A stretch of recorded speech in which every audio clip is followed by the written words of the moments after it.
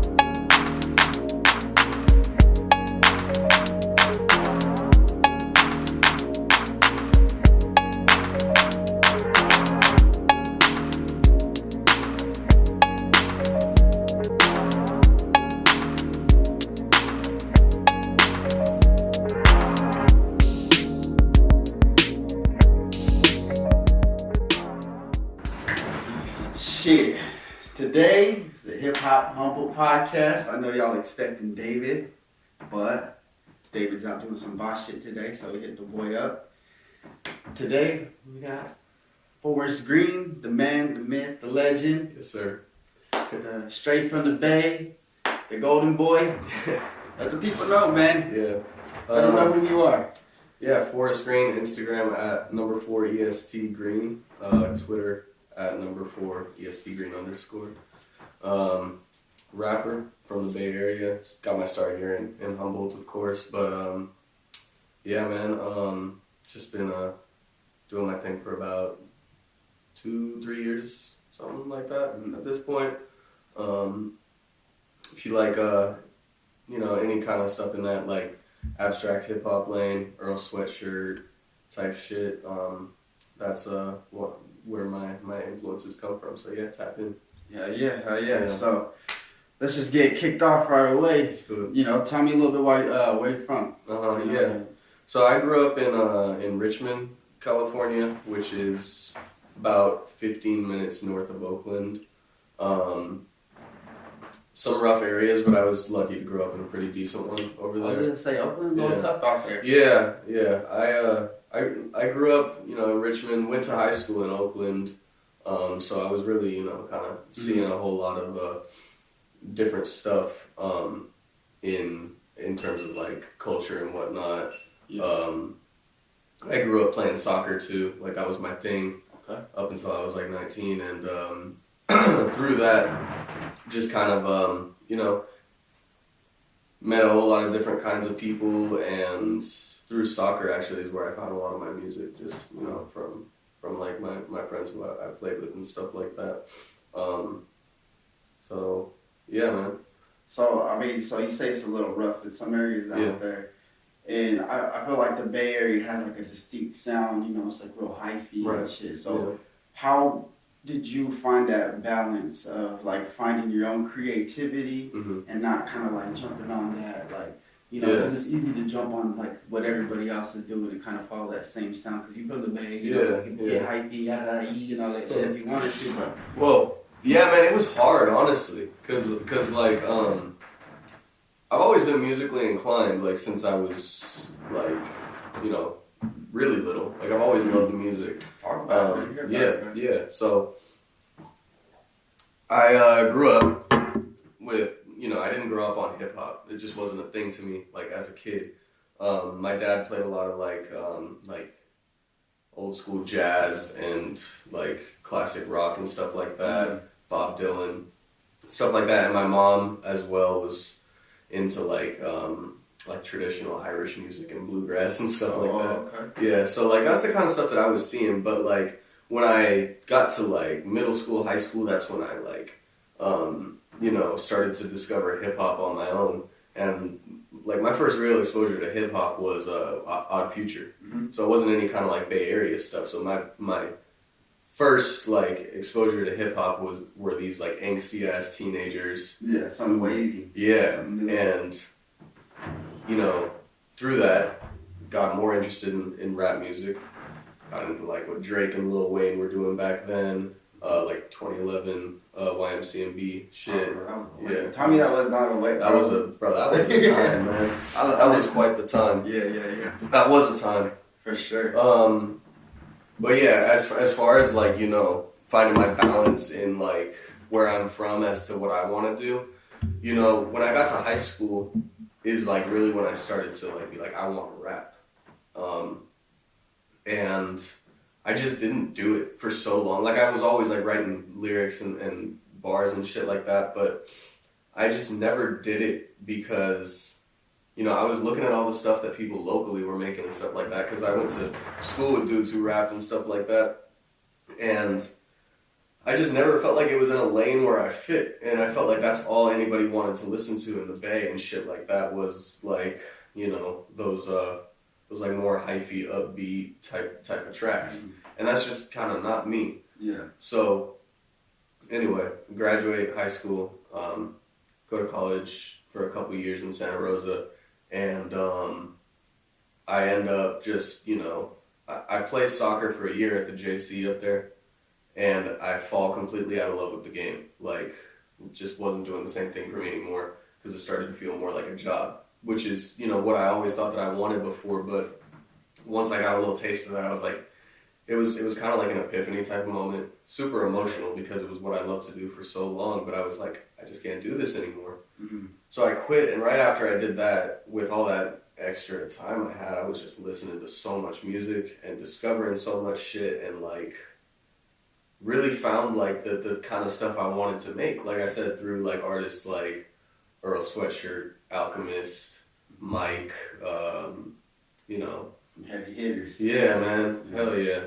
And I was just like looking at all this and like, damn, like I can actually, like, this is speaking to me, like this is resonating with me, and this is like something that I can like create if I really try. And you know, that's where it all came from. And at that point I wasn't even concerned with like fitting a mold in the Bay or anything like that. Like I've said before that I don't necessarily want too much out of hip hop other than, you know, just the joy it brings me, you know. Like I went hard in the studio yesterday, made like 10 tracks. Obviously you were there, you know. That was quite the session. I was going to say that right now. That was quite the session. Yeah. And man, you know what? It felt so good, bro. It was like literally, it had been so long and it just kind of felt like I was just releasing a whole lot of shit that I needed to get off my chest. And, you know, I was listening to it back last night, all the stuff we made, and Ben was just like, you know, I was blown away by myself, bro. And that's ultimately, you know, what I do this music for, is that kind of like, that feeling of just joy that it brings when you make something sick like that. Yeah, and it's like, feels good when you like top yourself every time you top yourself. Yep. It's like I was saying, bro, like I listen to your music, bro, and I like it when I first heard it because there's like all the, like, you know, I'm gonna be real, hip hop's been changing, it's been morphing, and you know, like it should be. But when I listened to your music, when I came across your tapes, like it had that feel of when I used to download mixtapes back in the day. You know, like I'm a little bit older than you, so like when I record mixtapes, or download mixtapes, and you know the early Wiz Khalifas and like that shit, they give them like Currency, bro. Like the early Currency, that was my favorite rapper, bro, in the day. So when I heard that tape, you know, you had they brought me a sticker, had your tape on it. I looked it up, and bro, I sat there, I listened to it, and I'm like, bro, this was giving me these like, I love this shit, you know, like this is the hip hop that I love. This is hip hop, you know, it's cool, it's fresh, it's young, but I gotta say though, yesterday, you turned it up, bro. You turned it up yesterday. It, man. Yeah. Just I don't know if you want to speak on, you know, the project. Let them know a little something about. Where was your headspace at? You know, like when you made it, because those songs are deep, bro.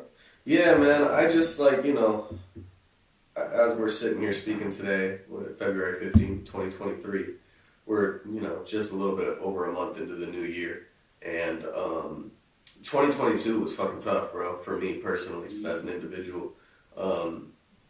I don't want to go into too much detail as to what things were like here, but basically my biggest like obstacle over the year was just coming to terms with the fact that I'm not a fucking perfect person. I'm not, and I'm a deeply like flawed individual, and I think with the music that I made yesterday and the music that I'm going to be putting on this tape that will eventually be coming out, is just me coming to terms with that and just me like acknowledging these things with an intention of you know, sort of being like, okay, yeah, I'm not perfect, but that's not why I'm here. I'm not here to be perfect.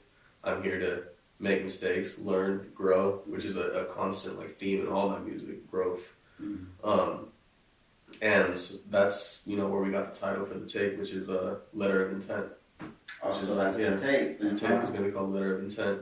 I have 3 singles from it out right now. Clarity, Pulling Weeds, and 5 Hour Drive. Yeah, I'm gonna be dropping all these songs pretty much individually, as opposed to the whole project. So then you bunch it all up together. Yeah, man. So let's do. You say you brought up 5 Hour Drive. Yeah, that's one of my favorite songs, bro. Shout out to Dion Brown, man. Yeah, break it down, bro. What was the process like of recording that one? So yeah, I think that, you know, if it's that song is I love that song too. It's a real kind of if you know type of thing too for hip hop heads, I think, because like I don't hide this necessarily, but I don't really speak on it that much. That song is like very heavily influenced by One Way Flight by Benny the Butcher and Freddie Gibbs. So I wrote my verses over that instrumental one day and was just really vibing with it and was just thinking I want to make this into a song because it's speaking to me and stuff. And basically what the song is it's that drive between Humboldt and the Bay. And it's a metaphor for like just like different like stages in my life and like, you know, how far I go to feel something different or, you know, be in a different world and seeing different versions of myself as well, type shit. Like every 5 hour type shit. Yeah. So that's where the inspiration came from. And then the featured artist, Dion Brown, he's a singer from LA who lives in the Bay. And kind of like how you came across my shit, I came across his. One of my friends shared his album. And for whatever reason, I was just so like drawn to the cover art, and I was like, I want to check this out. Like my friend's sharing this, you know, up and coming artist, something about the cover art speaking to me, and I went and listened to the tape and was just kind of blown away. Like bro is really on some like Frank Ocean type shit, and some fresh blood too. Yeah, man. Yeah, he's so dope, bro. Like. I've seen like I haven't seen him live like in person, but I've seen videos of his like shows and shit, and like he really puts on a fucking show, like live band. So did you write the hook or did he write the hook? He wrote the hook and a verse. So I reached out to him, not expecting to hear back, and I was just like, yo, I just listened to your tape. I fucking like love what you're doing. I have this song that I would love to get you on, and he was with it. He was down.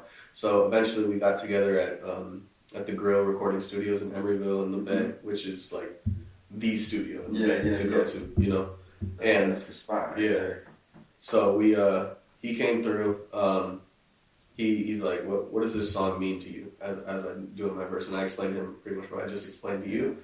He was like, okay, and he just goes in the booth and like sings the shit, and I was just kind of out there like floored, like okay, I got a fucking hit here. And then he comes out and he's like, it's cool if I rap a verse on the back end. I was like, bro, fuck yeah. Do it, run it. Do it up. And he went in there, I think he came up with it on the spot. And when he said the very final bar of the verse, bro, I fucking jumped out my seat and like ran out. He said up and coming like I'm fucking in an elevator. Yeah. This shit was hard, man. That is hard. So shout out to Dion Brown, man. Thank you for working with me, seriously.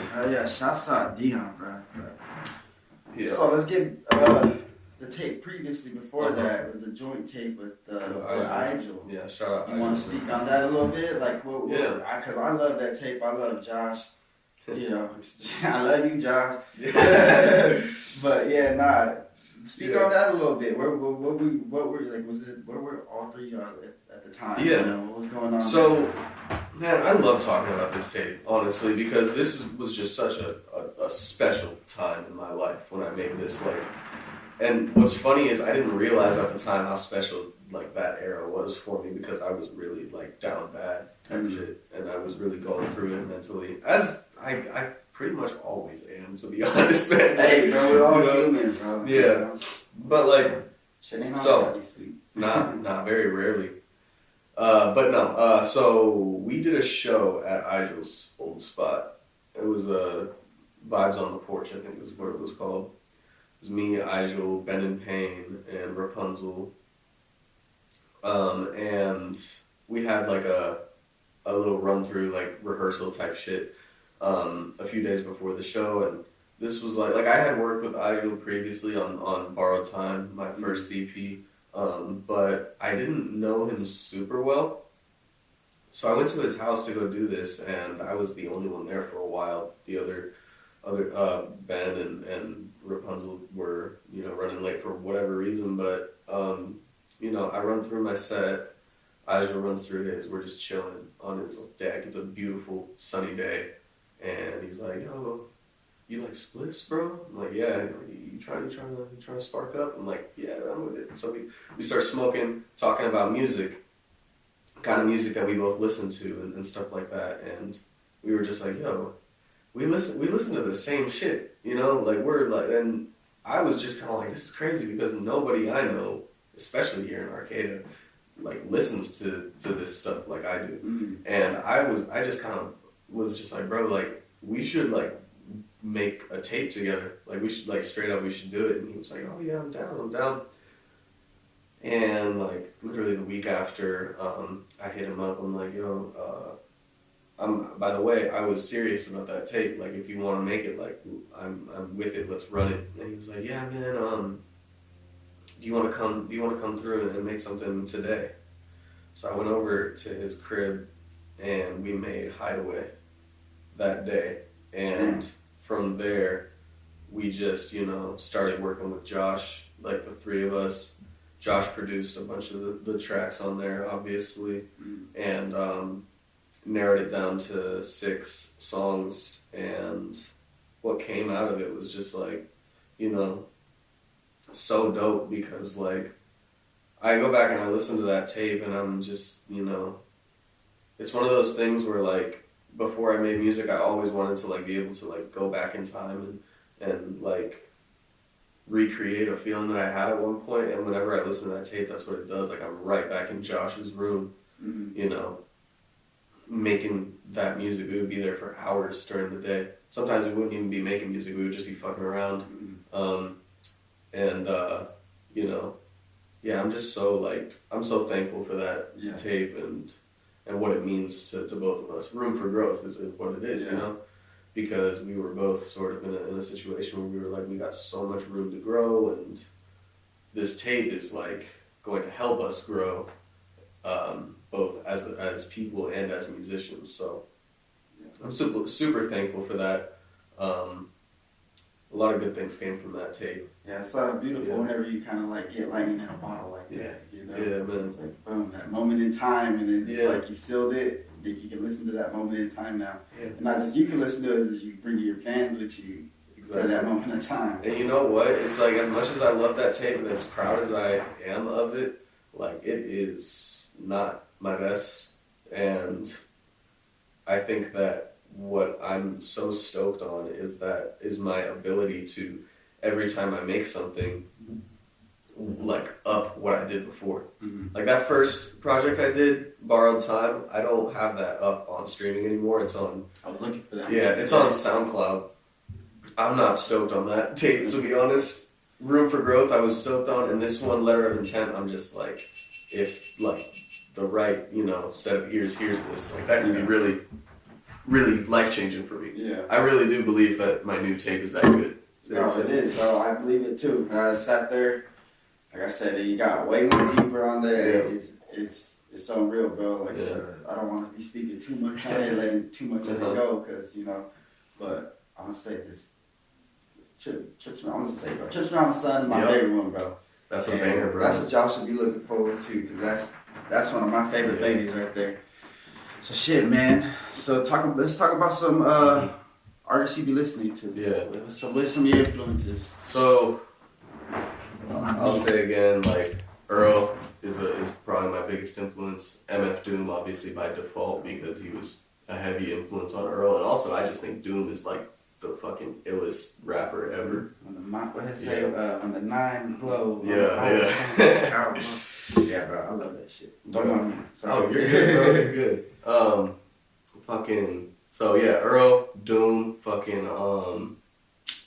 Larry June. I listen to a lot of him. Uncle Larry.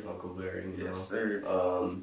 Mavi is another one who's like really sick. Mike, Wiki, Navy Blue, Griselda, I fuck with. Okay. Westside Boogie. Hold on. I heard a little story yesterday in the movie. We kind of just glossed over it real quick, but kind of saving it for this. Yeah. Tell me about your little boogie. Yeah, man. Your boogie experience. Come on, bro. So I met Westside Boogie at his show at Cornerstone, Berkeley, which is like it's like a kind of hole in the wall type of spot in Berkeley. It's like right under a bar, a brewery bar type thing. I'm not really sure, but I met him before the show. He signed my vinyl. We took a flick, and I told him, I was like, he asked me what I did for a living, and I was like, I drive Amazon.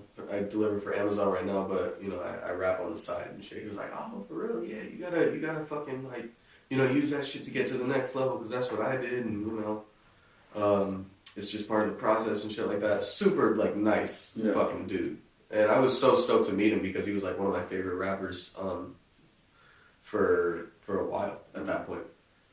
And anyway, during his show, he's going through his set, and he was like, he singled me out of the crowd, and he was like, that everything's for sale shit? I was like, yeah. He was like, come on. And he pulled me up on stage, and I rapped Jid's part on Soho. Okay. And that place going crazy. I wish I got to do some of my own material. But it's still cool, that was so fun, bro. Yeah, I got to share the stage with one of my favorite rappers, Bro, that's what it's about, bro. And that's gotta be a special moment, not just, being pulled up on stage and rapping somebody else's part, but you done got free game from the man, you feel me? Yeah, for real, because he gave me, that opportunity to be like, tell him where to find you and that, and the third. I got a few followers that night. So, that was a lot of fun. Shouts out Westside Boogie, man. I hope we can work together one day. It will, bro. It's there. You already claimed it, bro. It's yours already. You have any, let me see. You have any advice for anybody trying to come up? Like, start making music type shit? Yeah. As far as creating, you know what I'm saying? Yeah, I wouldn't say, like, I'm the most qualified to give advice, just given that, like, I'm still figuring my shit out, I'm still figuring out my sound, how to perfect it. I'm still, trying to, like, learn how to do everything beyond just rapping, like, producing, engineering. I want to do it all, So what I would say is, today, where I am is just, don't get discouraged by, like, shit not being instant. Type shit, because it's not. It's gonna take time. It's a process, and you have to trust that process. You gotta trust that if you put in a certain amount of time, then shit's gonna hit. You're gonna find it. I still don't think I've found it yet, but I do trust that process. And I was seeing Larry June talk about this the other day in an interview he did, and he said something like, you gotta be putting in at the very fucking least, 30 minutes a day. Which doesn't sound like a lot, because it's not a lot. That's like the very least. But do something for your art every day, even if it's fucking shitty, even if you go in, you make music and it sucks, just keep going, just, you gotta be constantly at it. And that's what I've been doing. Like, if I'm not making music one day, if I'm not in the studio, I'm writing. Like, I'm always writing. So, like I said, it's all part of that process. You gotta trust. So, don't get discouraged. That's my biggest piece of advice I can give. Song a day, brother. Song a day. Shit, verse a day. Mm-hmm. You know? Yeah, I wrote a verse last night that was complete dog shit, you know? But, like, I did it, you know? I wrote it, so. You gotta write it, bro. You gotta keep them skills up. Yeah. So, shit, I was going through a lot of your catalogs and shit, and I noticed you got a music video out. Yeah. Can you touch on what it was like shooting the video for clarity? For clarity, yeah. Shout out to PMF Row. He sort of disappeared off the face of the earth a little bit. He's an evasive dude, but he's a good friend of mine from high school. And, you know, to be honest, I don't even know if he's, like, making music anymore. If he is, you guys should go, you know, see if you can fucking find him somewhere. I haven't been able to. But, he heard me do my verse for clarity on our drive up to Arcata, actually. We were coming up for the Room for Growth show at the GOAT. And he was like, yo, you should let me fucking get on this. I was like, write something, you know, let me know. And he wrote it and he fucking spit it for me in the car, and I was like, let's fucking run it. So we get back to the band, we make the song, and then I hit up his name is Chris. I don't think I know his last name. Chris of the Royal West brand. Shouts out to him. I saw another mutual follower of mine had a video done by him, and I asked him, you know, I want to do this video. You know, what are your rates? Yada yada yada. Anyways, we get to it. We go to San Francisco and we just, you know, shoot ourselves just walking around, you know, rapping and stuff like that. It was fun, bro. I was fucking nervous, to be honest. Great quality video, bro. Yeah, I watched that shit a couple times over because I'm like, this is He's great. Honestly like good song. It's great. It's shot great, you know. Yeah, super dope video. I'm stoked on that.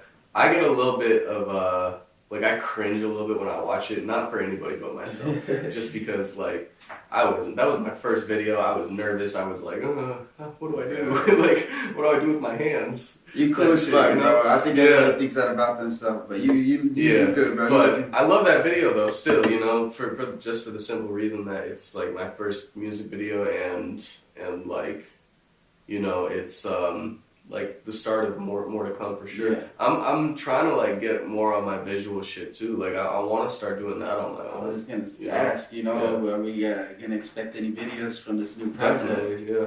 I'm working on it. I'm like it's still sort of in the brainstorming stage for sure. But like what I've been trying to do on a visual side of things is just more. Like I'm trying to like beyond just music videos, just posting like content regularly. Presence. Yeah, just having a presence, having my face in front of people, and so you can definitely expect a whole lot more of that this year. Everybody, look at this face. Boy scream for president. If you just we're gonna get that type of branding for the boy. If you just listen to the audio, I need a fucking haircut. I need my beard lined up. No. So shit, man. Where do you feel like how do you feel? Where do you feel most comfortable when you are creating? Like, what's your comfortable zone? Like, what do you have to? I love, you know, there's a balance for me. Like when I'm recording, when I'm creating music. That's what you asked, right? Recording? Yeah.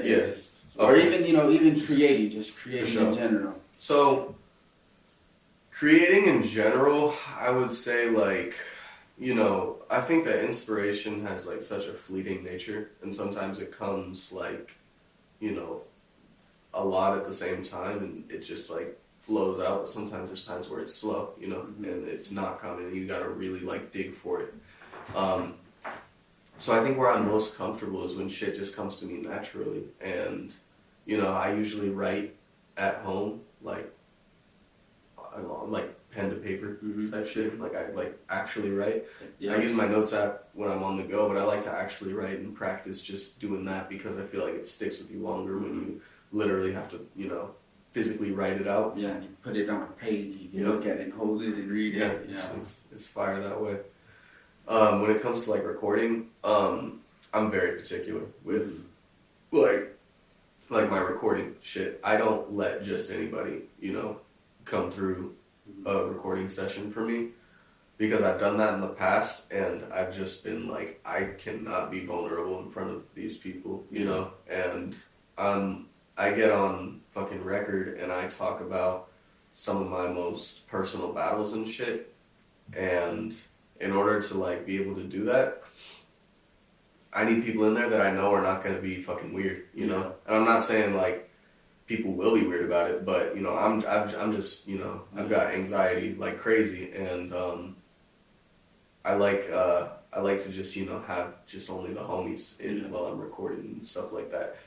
That being said, you know, I don't, like, for example, like when we were recording with Juice yesterday, shout out to Juice, by the way. He's like really doing something important for hip hop in Humboldt. Sir. I gotta say that first and foremost. Big Juicy, man. Yeah, shout out to Juice, man. JuiceBox. Yeah. For all you artists out there, if you haven't, book Juice at JuiceBox Audio for sure. I was there yesterday. Ill ass studio experience. But like yesterday, for example, like I felt comfortable to record with Juice because he's always shown love type shit, you know? Like he's never been on any kind of like gatekeeping shit. Yeah. Like as like maybe someone in his position would be, because he's got, you know, years of experience doing this. Yeah. Obviously City Hippie, you know, had like a huge moment out here. Yeah.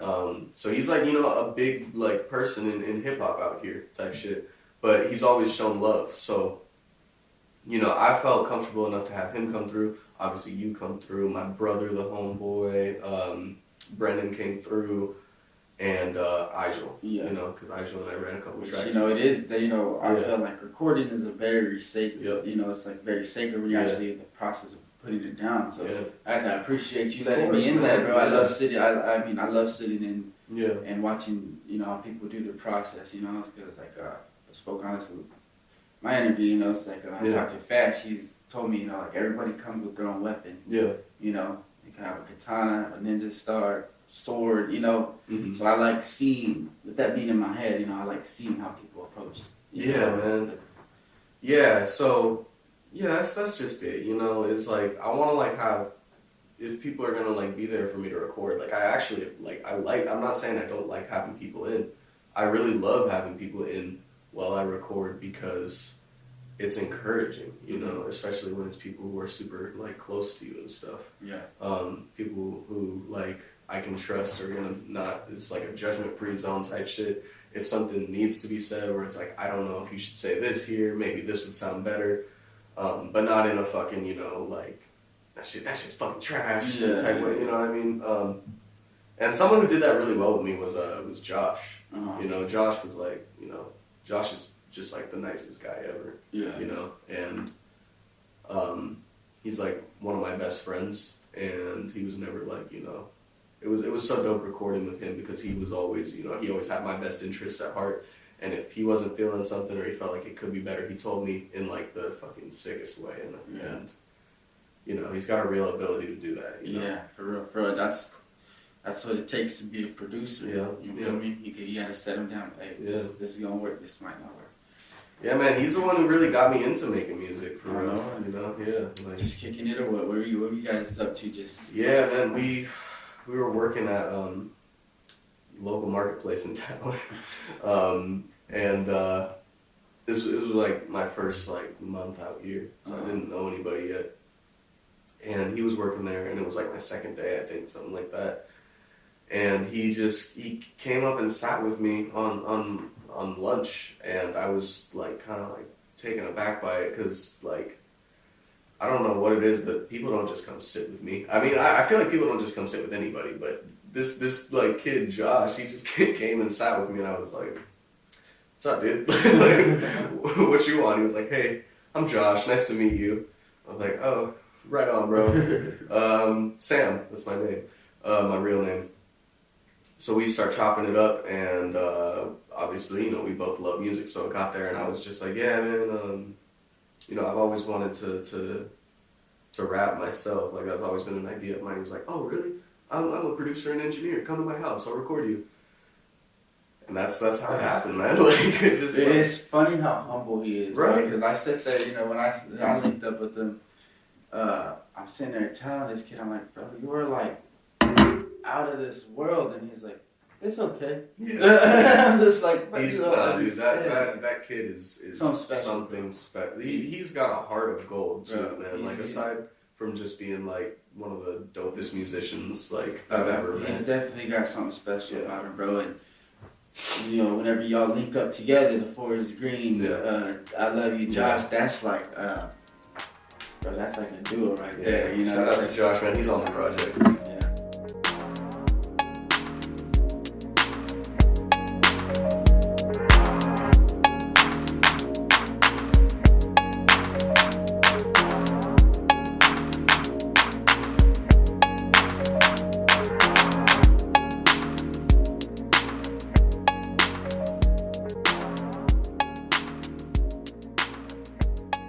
Your family think about what you be doing with this music shit? They're so supportive, bro. Yeah. Which I was a little bit like reluctant about it at first, but just because my parents, you know, are like they're not anti-hip hop, but they don't like hip hop, you know. But over the years, I've really like sort of like been like, this is like what I love, and this is why I love it, you know. Like I've studied this shit pretty extensively at this point, and I've like played some shit for my parents that they've been like, wow, this is like really, really beautiful, you know? And when I eventually started doing music, I didn't tell them about it initially, and they found out, and they were like, why didn't you tell us? This is so cool. And, you know, shame on me for that a little bit, to be honest, but like, I'm just like an insecure ass bruh, and that does go over with my family. It's hard to put yourself out there for anybody, whether it be your parents or some random, you know what I'm saying? It's hard to put yourself out there. I understand that. Yeah, but I sent them the title track for Letter of Intent, song Letter of Intent with Aisho. I sent them that yesterday, and they loved it. Like my mom sent me a really sweet message, just about like how proud of me she is and how cool it was to like hear my writing and stuff, because I feel like I've always been a pretty skilled writer, and I think that's why, you know, hip hop is such a good fit for me. I would say, you know. So we're on the topic of family right here. I noticed you like, you know, you have your main peoples around that you really be fucking with, and you always got your brother around with you. Like, how important is it to you to like keep, you know, real ones around you at all times? Like, yeah, man, this is like a theme, honestly, that I touch on the tape too, about just like, you know, the people you have around you is so important, bro. Because like, at least for me, I'm like a big people person. Like I've always loved people. I'm also scared of people, you know? But when it comes to like having my brother around, like, he's like my best friend, like straight up. And I think that there's something like to our, like the history of our relationship as brothers that I'm just like so stoked to be like where we are now. Because growing up, we did not really get along, like at all. We shared like a tiny ass room, one bed here. That's what brothers be doing, bro. One bed here. It's just all like fucking fighting all the time, you know. That's what brothers do. And when he went to Arcata, I went to Santa Rosa, so I didn't see him for like 2 years. And one time, like I was, you know, going through a rough time, and my mom, I think she just knew this would be good for me somehow. It was like right around Christmas, and Vincenzo, my brother, needed to get back to Humboldt, and she was like, why don't you drive him back and stay the night and then come back the next day? And I did, and like that drive with him, like we talked, like really fucking talked, like for the first time like ever, really. And like really like, it was weird. It was like getting to know him, dude. And I've known this fucker. I've shared a room with him for like 18 years of my life. And I'm just now like really getting to know you type shit. Because I never really made that effort. Because I was like a hormonal fucking teenager who was like, no, I'm self-absorbed. It's all about me. And, you know, we really just like, you know, started to get along and shit. We got a couple of long necks and long neck boys, and you know, just had some of his homies over at at the house we used to stay at, that I eventually moved into. And I was like, damn, like, I think I'm gonna move here. And I did, like, because he had, like, one of his roommates move out, and I just moved in with him. And once we moved in together, like, I don't think we've had, like, more than 5 arguments in the last, 3-4 years. Obviously, there's arguments, there's disagreements, but that dude is like, super important to me. Yeah, see, and it's nice to have people like that around. And, it's like, one, it's nice to have, like, your homies around that, like, keep you grounded and keep you who but this is your brother. Yeah. You know what I'm saying? So that's something, like, extra special, you feel me? Yeah, man. And to be that, be supportive. Like, I seen him in the studio. Yep. I jumped on some face calls with you, and he'd be in the back, so yeah. I just think, I love seeing that shit, yeah. I love seeing that because it's like, you can see he wants you to win, bro, and I'm pretty sure you want him to win. Of course, man. And you know what? I gotta talk about my brother real quick because he's killing it in the tattoo world right now. Like, he started tattooing. Hold on, so y'all are just this whole your mom just producing artists, huh? I guess, she just right? artists out like that. Shout out to my mom, man. Yeah, Shenzo is he's killing it, man. He started tattooing on his own like 2 years ago, and within 2 years, like, he's in a shop full time now, just doing art for a living. So shouts out to my brother. If you're ever in the Bay Area, go get tatted by him at Alameda Tattoo. Sheesh. So let's touch on the name Forest Green. Yep. How'd you come up with that? Was it given to you? Was it something you came up with? Is it a little mix of both? It's a little mix of both. I was like really struggling to find a rap name. I put out like my first song in like, I want to say 2020, maybe 2019, 2020. It was a mixtape of Earl Sweatshirt's Chum, or just a mixtape remix of Earl Sweatshirt's Chum, and I think I put that out under the name Mantra. Mantra, huh? Yeah, and I just started to just not like that because I didn't really have a fucking reason for it. I just thought it sounded cool. Yeah. And then, I literally made a placeholder named Sam the Libra, which was inspired by Sage the Gemini, who's from my hometown of Richmond, California. But I'm not an astrology person necessarily. Mm-hmm. No hate, but it just wasn't me. Yeah. I am Sam. I am a Libra, but I didn't want that to be represent me. So I was in this weird spot where I was like, I don't really know what to call myself. And I was waiting for something to come to me. I was listening to Navy Blue, and just really vibing with his music and stuff at the time. And then I was in the parking lot of that same marketplace, which I'm not going to name on here. I think people can put 2 and 2 together. But I was working at that, or I was in the parking lot there at night, and there was this chick in the car next to me, like in the passenger side, just drunk as hell. And she rolls down her window and she's like, "Hey, you!" And I was like, "What?" And she was like, "Do you know what color your aura is?" I was like, "No." And she was like, "Forest green." And I was like, "Bing. Okay, cool." And then, like, my brother was there too, as he always is, and he was like, "Hey man, that should be your rap name, huh?" Like as a joke, and I was like, "There it is." Yeah. And number 4 is like my lucky number, so just took the 4, named Forest Green, and looked at it and like typed out and was like, "This is it. I found it," and it stuck.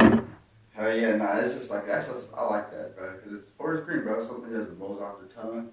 It's a cool ass name. Appreciate it. Yeah, he was out here in Arcata, like the tree, Yeah, man. And like green is also my favorite color, I was gonna say, I heard you say your mom listened to some like Irish, traditional Irish music. You feel like that has like some play on like use the clover a lot. So my logo right now is a 3-leaf clover. A 3-leaf for now, because that does have a lot to do with it. This is my Irish background and shit.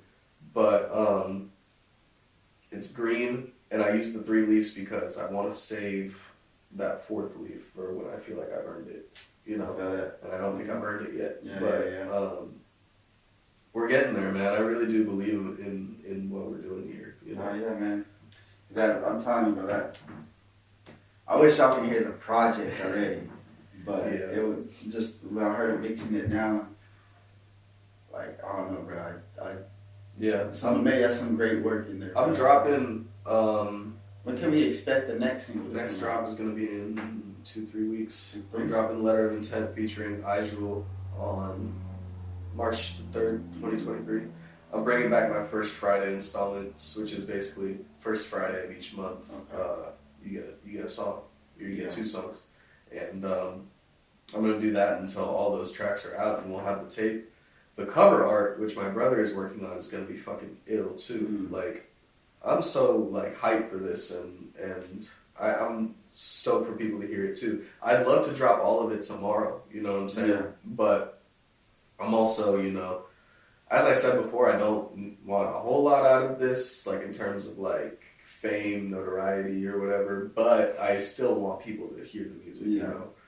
So I figure you drop a whole project of, it's gonna be like 14 songs, I think. Okay. If I were to drop that whole thing, odds are not many people are gonna listen to it all the way through, just with attention spans and whatnot. So with these installments and stuff, what it does is it'll give me the ability, the option to remain consistent with my drops, like once a month in small doses, so people, you know, stream it. If they like it, they listen to it again.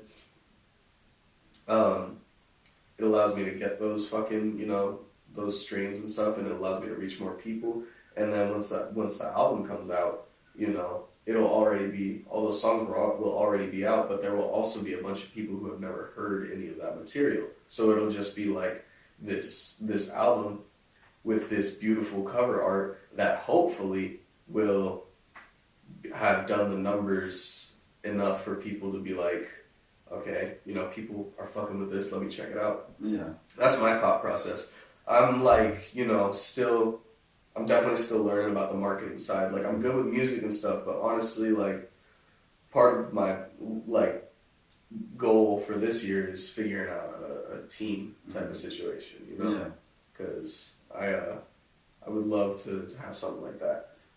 So, are you, like, I mean, this is, like, you know, future, if you ever think about it, like, are you ever thinking of, like, trying to get signed? Are you trying to stay independent in the industry right now? Well, to be honest, man, I need to do a little bit more research. But just based on what I know right now, I would love to remain independent, like, for as long as I can. I don't ever see myself getting signed to, like, a big label, but not because I don't have the ability or the quality of music. It's just my niche of music is not something that is, like, you know, adored by the masses. I don't make music for everybody, you know, and I take pride in that. I feel like if I were to ever reach, like, a Drake status type of fame, I've failed in my goal as an artist. I might be, like, fucking drowning in cash and, you know, have access to, like, whatever I want at any time type shit, but that's not what I want. Like, genuinely, it's not what I want. I'm not just saying that either. Like, I would love to, you know, make music full time and, like, you know, do shows and make, you know, substantial money to the point where I can, like, you know, treat myself and be good and be comfortable and stuff. But I also want to be able to fucking do my ritual of going to my local coffee shop and getting a coffee every morning without being fucking, you know, just surrounded by people type shit. Yeah. Obviously, these are, like, huge goals I'm talking about, but, like, you gotta shoot for the stars, but you got to, man. You gotta aim for the moon, you know, so that maybe you'll hit a star. Yeah. Reach out and grab it. Yeah. So when it comes to getting signed, like, not really what I'm thinking about right now. I'm thinking about getting myself out there, getting people to know who I am, selling merch. That reminds me, actually, I'm going to be doing, like, a merch drop and physical copies with the tape, too. So I'm definitely going to try to be, you know, making some money from this, because I haven't really made a cent off of music yet. Yeah, that's just how it is. You know, there's just so much music out there. And that's why, like, it's like, how I think about it is, like, if you love the shit, you're in the shit. No matter what you're gonna do, you know, you're gonna be putting music out. You're gonna be putting music out. You know, especially in a market where everything's like, there's so many rappers. You know, there's so many people, but it's like, all right, those are still on it. That's been doing it for years. You know, like those are the ones. You know, and I would refer that like even down to Knack One that be living out here. Yeah. You know what I'm saying? Like, to me, I'm like, that's a goal right there, bro, because he got, you know, one, he's raising his whole family up. Mm-hmm. His family's growing up in hip hop. He makes music with his kids. Yeah, man, I've been seeing that. Shout out to Mac, bro. He's like a old school fucking graffiti, bro, too. Yeah, bro, this was crazy, bro. But yeah, nah, to me, I'm like, that's definitely a goal. You know, it's like if you can, like, you know, be in the game as long as him, still have a family, teach your family about the ropes, and keep that shit rocking. 100%, man. That's like very much the type of shit that I'm on, you know? Like, when it comes to him, like, it looks like he just fucking loves hip hop, you know? And that's what it's about, bro. That's what it's about, you know? Money's great, but hip hop is forever. Yeah. You know? So, you know, we was talking on the industry and shit. Yeah. You know, even in the independent world, like, what are some of your biggest fears being in this game, like, doing this music shit? You know, I don't really fear much about the fucking music side of things. I think that what does worry me a little bit is just how the industry is and how it operates and stuff. And I would never want to be taken advantage of because I don't know something, you know? Mm-hmm. So, it's definitely good to, like, educate yourself and, like I said, have a team of people, like advisors and shit like that. I'm not in a place where I can have that right now. I'm not in a place where I need it right now. Mm-hmm. But, you know, I think that industry people, especially like the corporate, you know, fuckers in the suits and ties who don't actually, probably don't even listen to the music. Yeah, those people fucking scare me. Just because they do not see artists as human beings, and they don't see art as art. So, you know, that goes back to what I was saying about, like, not really wanting to be signed and just wanting to be independent as long as possible. Yeah. Hell yeah, man. Well, shit, you gotta get, and then too, when you're independent, all the money goes to you. Yeah, and once you start banking it in, you know, all that shit be going to you. So where was your first show at? My first show was the Vibes on the Porch show at Igel's spot. Okay, yeah. So that was like the first time. It was the first 4-screen performance. Okay. Yeah. What were the feeling? What was like the feeling you got? Like, it's like before and after. Like, can you remember, like, you know, what you were feeling that time? Like, you know, right when you're like about to jump on stage, and you got off stage, when you're on stage, you know? Yeah, man. Oddly enough, bro, I wasn't even nervous like that. Which, like, I was fully expecting to be, but, like, it was more so a feeling of, like, damn, like, I've done this in my, like, imagination so many times, and now this is fucking real. Yeah. Like, I had this, like, epiphany type of moment right before I did this show where I was like, this person who, this, like, artist, this fucking, like, creative mind that people gravitate towards that I see in myself in my head, I can really fucking be that person if I just try, you know? And that's what, when I got up on stage, like, I wasn't really nervous. I started fucking, like, we were having issues with the audio initially, and I started just telling jokes and shit. And eventually when my shit got going, I just, you know, I was feeling it. I was feeling really good. Natural element. Yeah, man. Natural element. Yeah, and then from there, like, that group that we had, which was, like, Josh, Igel, Ben and Payne, Rapunzel, Weirdo, Not Louie, Dead in Paris did a show with us one time. How many shows were y'all deep whenever you guys did the one at the District 7 store? I think we were maybe like 2 or 3 in, because we started doing shows at Rampart and shit. Those were fun too. Like, we did we had to be 2 shows deep, because we did the Vibes on the Porch, we did Seb's birthday show at Rampart, and then we did my birthday show at District 7. Oh, that was your birthday. And then we did the Halloween show at Red Park. Which, you killed that shit. Bro, that was such a fun show, man. You listen to Fish at all? What's up? You listen to Fish at all? I don't listen to Fish. I don't listen to Fish either, but... So, here's the thing, is like, for Halloween, somebody told me that they cover songs, and that's like basically like their costume. So, when you did that for Mac Miller. Bro, because I went up there and I was dressed like my costume was Mac Miller from the Diablo video. Yeah. I'm glad you brought that up because I felt fucking so cool up there, bro. Like, I was like, I have this song off of Borrowed Time called Reflection, and I was, you know, that was one of those songs that I wrote that over the Diablo beat. So what happened was I dressed up as Mac and I said for my set I want to do Reflection, but just throw the Diablo instrumental and I'll just rap over it. So when it came on, and I had my bouquet of flowers like Mac did in the video, I just started doing Diablo because I was feeling it. Like, you know, Mac is another one of my big, like, inspirations, especially Faces era Mac.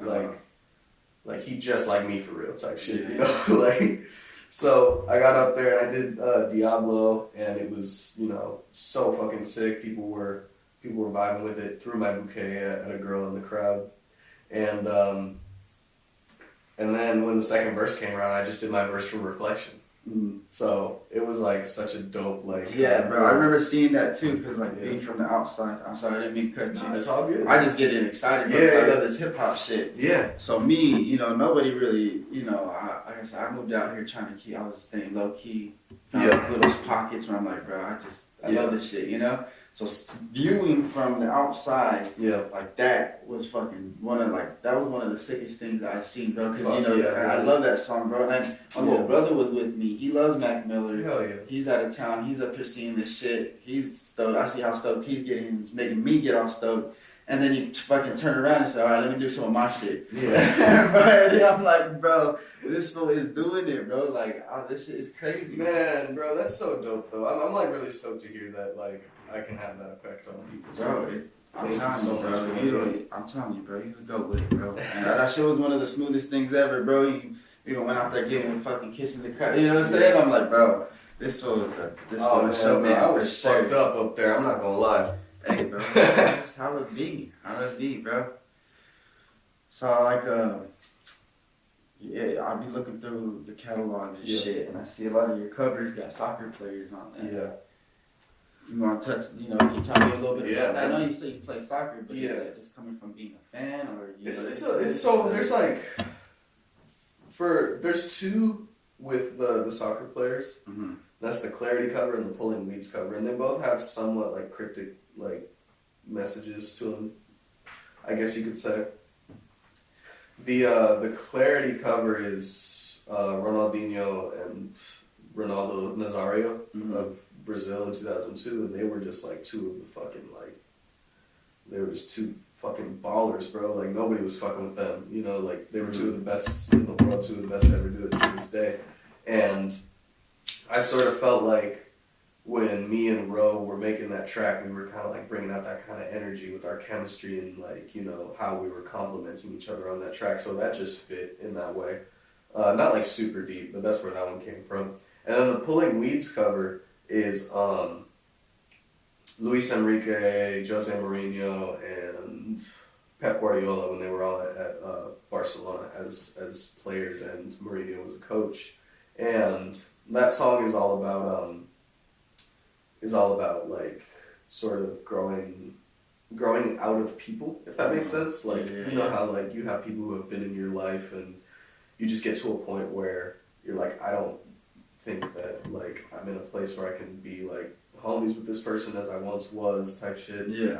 Because I don't think they like, I know that Pep and Jose have had a little bit of a beef, you know, when they used to be teammates, and that picture is just so tough too, and I thought that would be a cool cover, and the picture itself like kind of complements the theme of the song as well. I also just think having those things as like covers for my singles is just a cool little like window into me as a person, you know, because that's the kind of stuff I love. So that's why I did it.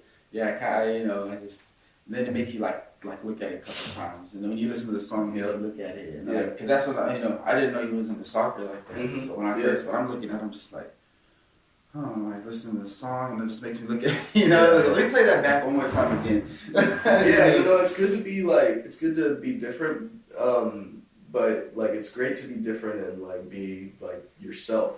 And I feel like with like the soccer stuff, that's just like so me type shit, because that's like, I call it my first love, you know? I just like to really show people who I am. I actually have a song off Letter Intent about growing up playing soccer. That's I wanted to say that, bro, but it's good, bro. You can speak on it. I mean, like, all I care about is like, you can speak on shit because we're not actually. So when I'm listening to that song, bro, that's exactly what I, then I start picking up. Oh, he's in the, he did all the soccer things. So then I'm like listening. I'm like, bro, this fool, he's not saying it, but you know exactly what he's doing. Right. The picture's painted. Yeah.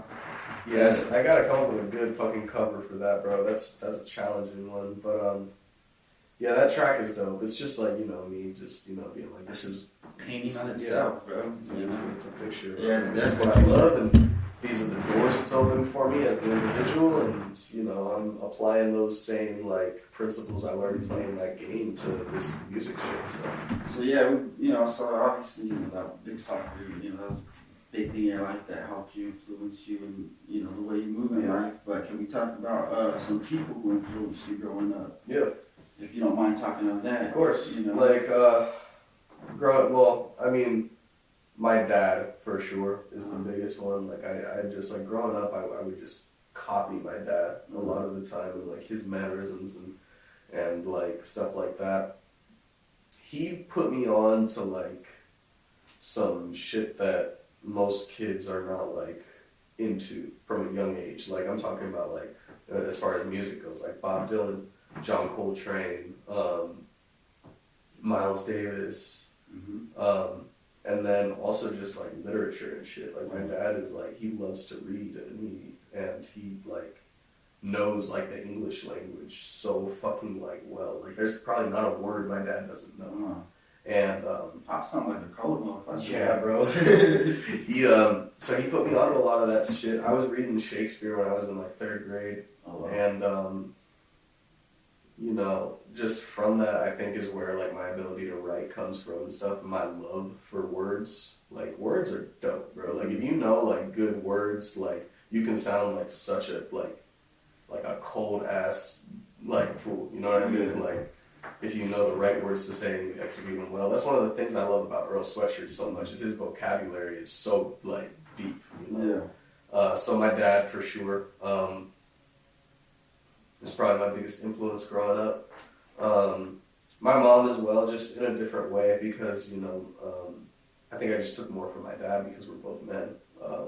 But my mom's like, I guess hospitality and shit like that is something that I've always like tried to follow after, because like my mom is like the nicest lady ever, and I've told her sometimes about like, oh, I have this friend who's going through so-and-so and they're really worried and they feel like they can't talk to like an adult about it, like back in high school and shit. And she was always like, they can come talk to me. And like that spirit that my mom has is like something that I've always tried to like, take from her. So, that's beautiful, bro. That's beautiful. And you want to speak on some like the advice you kept with you along this journey, and this hip hop shit that you've been going on. Is there some advice you like kept around from whoever, Right. Well, my dad had a mantra he used to say to me. It's a Latin mantra, which is illegitimi non carborundum, which just means don't let the bastards get you down. And it's super simple, but he used to say it to me all the time because I would get bullied in school and shit. Like not usually like physically, but like kids were just fucking mean, and I was always a target. And I've taken that with me. Like obviously, now that I'm like an adult and shit doesn't bother me like it did when I was a kid. But just keeping that with me and like just don't let these like fuckers who don't matter don't let them bother you type shit. And that's super important when it comes to music, bro, because like I haven't seen like a crazy amount of hate coming my way, but I've seen little like I've peeped some shit. Like I've seen some like subliminal, whatevers, and like people like tearing my stickers off of shit out in public and stuff like that, which is to be expected. But also, like it just goes back to what I say, what my dad would tell me, like fucking who cares, Who cares? Fuck them, shit. So because at the end of the day, you're still going to be creating something. Yeah, exactly. You're still going to be hating. It's still going to be hating, like a lot of the people who like hate on musicians at any level, really, who have never like made music. I'm always just like, okay, you do it then. Like you do something better. Like let me see you get down. Bro, I went to see Blood Orange live one time. He was opening for Tyler the Creator. You did not see Blood Orange. Bro. Yeah, bro, he opened for Tyler at Bill Graham in San Francisco. I love him. He's fucking dope, bro. But I was so mad because some idiot in the front row threw some shit at him and his band while they were like performing. He was like, I'll tell you what, I'll forgive you if you can come up on this stage and play every single one of these instruments. Yeah. And I'm just like, literally, like, get in there, bro. Like, fuck you, bro. Well, shit, I got a couple more questions. Yeah, right here. right. Shit, damn. So we getting it all today. Yes, sir. So we got this and that. Shit, man. What are some of your favorite songs that you've made? Letter of Intent. That's the one. That's the one. You think that's the one? I'm talking about like Letter of Intent isn't out yet, but 5 Hour Drive is one of my favorites for sure. Hideaway off of Rooford Road. Well, shit, man. I just want to ask a couple of things real quick. Getting pressed on time right now. Yeah. What's your favorite era of hip hop? The golden era of West Coast hip hop is something that I wish I was alive for. What are you talking about? Like NWA, Dr. Dre, Chronic, okay. 2001 type shit. Tupac, All Eyes on Me. OG shit. Oh yeah, bro, that was like just so special. Tupac as well is one of my favorite rappers of all time. Tupac's great. DJ Quick, bro. Yeah. I think DJ Quick's one of my favorite rappers. Oh, dude, he's so ill, man. And he's like, growing up, I always thought DJ Quick was just a rapper. Yeah. And then like finding out this fool like produces all this shit. Man. Like he's a fucking bro. You know what's crazy is that at the start of Dre's career, it was the same thing. Yeah. Everyone was like, you're just a producer and shit like that. But Dr. Dre, like, I think he is a producer first and foremost, but he's like ill on the mic too. Yeah. And he really did like create that entire fucking sound, that entire West Coast like fucking low riding type shit. It's a way, bro. And honestly, growing up like in the center, like I said, from Fresno area, 559 to be exact. Everybody was playing either that or the Bay Area music. Yeah. So like my family, they grew up with the Dr. Dre's and the Tupac, so that's what all was around. Yeah. It's like Eazy-E, DJ Quick, and Corrupt, you know, like, and it's weird because like I'm like, it don't seem like it's like old school to me because like I was just listening to my brothers and sisters play. So like when people are like, oh man, this is like some old school shit. I'm like, I guess it is, right? Yeah. But like also like, another era I want to talk about is like the 2000. Like 1999 through like 2005, like MF Doom, Madlib, Stone's Throw records. Stone's Throw, yeah, you know what I mean? Stone's Throw. That shit was so dope. Like that, and that's where a lot of I feel like my influences like got their influence from. So that was a dope. Fancy Clowns always. That shit is so hard, bro. He's literally he's on there talking about fucking himself up for fucking his girl. Yeah. Yeah. Like he fucked his own girl and now he's mad. That shit. That was crazy. Yeah. That was Victor Doom fucked Victor Vaughn's girl and they went the same. This dude is just. I remember watching. You ever watch the documentary on that? The Stone Still documentary. You know what, bro? I think I have, but I don't remember. Like, it's just when he's, they're talking. It's Where's it at? I gotta watch that.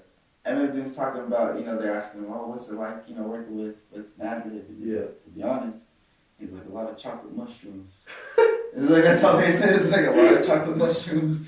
And then, like, the way that, they just click so well together, you would think that they're in the studio all the time, but how it was, Madlib fucking make a song, go fucking drop it off to Doom, and Doom just fucking killed it. Yeah.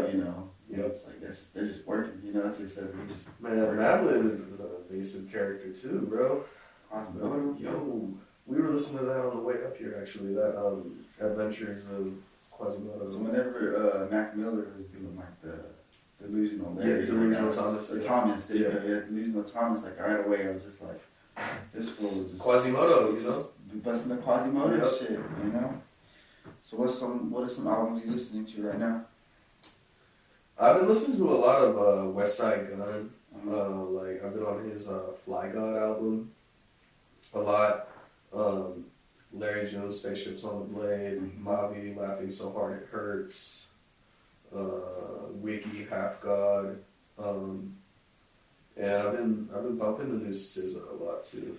I haven't got around to the SZA yet. It's dope, man. I just the thing is with that one is that's a different type of in your feelings, especially if you've ever been like a shitty dude to a girl before.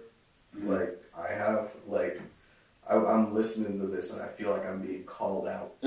Shit, and I'm like, fuck. I heard nothing but great things about it. I just haven't got it. I'm not in that mind frame yet. So it's like, I know what you hit album, like when I'm in that mind frame. I think her first was like her best, and I don't know if she'll ever top it, but that's all right. This album's cool too. Also, I want to talk about that fucking my hot girl shit right now, bro. The Pink Panther-ass Ice Spice song, bro. That shit's hard, bro. I don't care.